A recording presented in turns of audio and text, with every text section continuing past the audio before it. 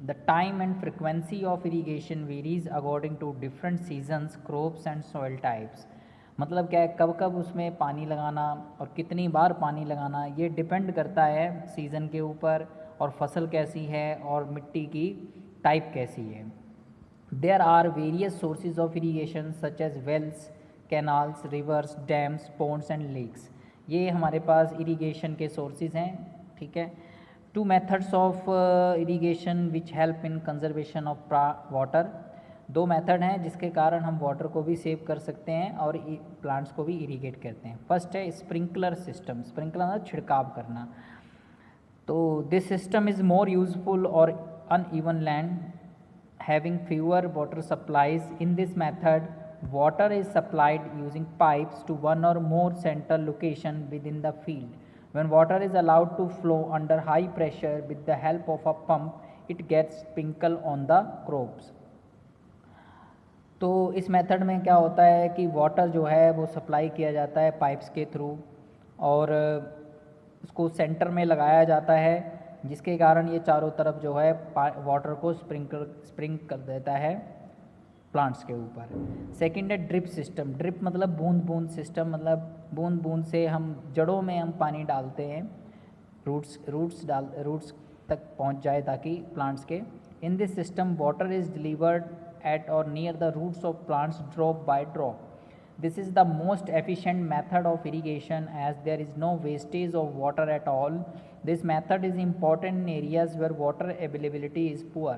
अगर हम drip system का यूज़ करते हैं तो इससे वाटर वेस्टेज नहीं होगा और इस मेथड ये जो मेथड है बहुत सूटेबल होता है कहाँ पर, जहाँ पर पानी की बहुत ज़्यादा कमी है. 7th question, if wheat is sown in the kharif season what would happen, discuss. अगर गेहूं हम खरीफ सीज़न में डालें, मतलब इस समय अभी जो टाइम चल रहा है मई जून अप्रैल मई जून, इस टाइम डालें तो क्या होगा. If wheat is sown in kharif season then the whole crop might get destroyed because many factors such as lack of optimum temperature, adaptability, availability of pests etc. तो इस समय क्या होगा कि कई फैक्टर जो होंगे उसके कारण क्या है, जो है हमारी क्रॉप है वो ख़राब हो सकती है, जैसे कि टेम्परेचर है. ठीक है. अवेलेबिलिटी ऑफ पेस्ट है. अब आगे kharif season includes the rainy season which is not favourable for the growth of wheat crop. Kharif season कौन सी सीज़न की क्रॉप कौन से क्रॉप के लिए बेस्ट है, जो कि रेनी सीज़न में उग सकती हैं. तो क्योंकि kharif season is a rainy season और ये वीट के लिए सूटेबल नहीं है, तो wheat crop should not be sown during this season. Explain how soil get affected by continuous plantation of crops in a field. अब अगर हम कॉन्टीन्यूसली प्लांट उगाते रहें फसलों के तो सॉइल के ऊपर क्या इफ़ेक्ट पड़ेगा. Continuous plantation of crops in a field makes the soil poor in certain nutrients such as nitrogen, phosphorus and potassium etc.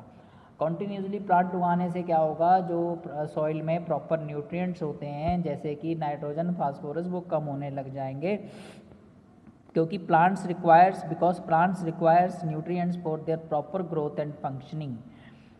क्योंकि प्लांट्स को न्यूट्रिएंट्स चाहिए होते हैं अपने ग्रोथ और फंक्शन करने के लिए, कार्य करने के लिए. वेन अ फार्मर, कार्य कौन से होंगे, फोटोसिंथेसिस प्रोसेस होगी अपना फूड प्रिपेयर करने के लिए. When a farmer continues to grow crops one after the other then all nutrients available in that soil reduce and crop yield decreases automatically.